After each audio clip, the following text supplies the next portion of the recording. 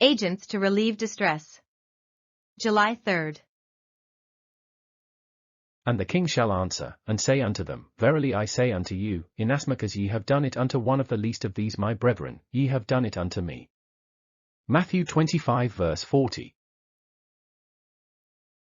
What if the professed followers of Jesus should look upon their expensive garments and should see the words written upon them by the finger of God, clothe the naked?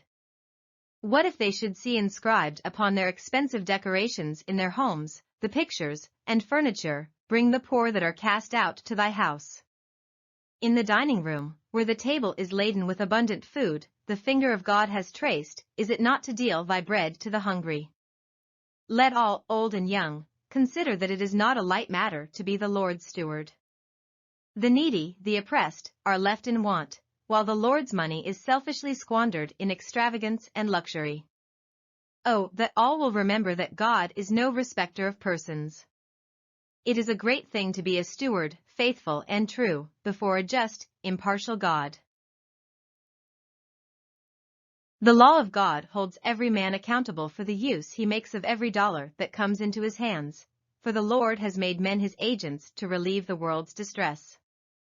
If man hoards or selfishly uses his Lord's entrusted goods, it will be to the ruin of his own soul, for he honors, exalts, and glorifies himself.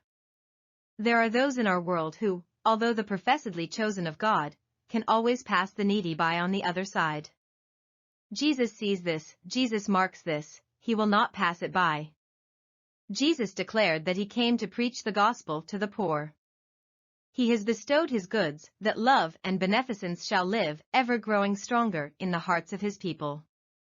The apportioning of rewards at the last day turns upon the question of our practical benevolence. Inasmuch as ye have done it unto one of the least of these my brethren, ye have done it unto me. Christ puts himself in the poor man's place, identifying his interest with that of the poor. He calls upon each disciple to dispense with grateful liberality the gifts entrusted to him, as if he were bestowing the same upon his Redeemer.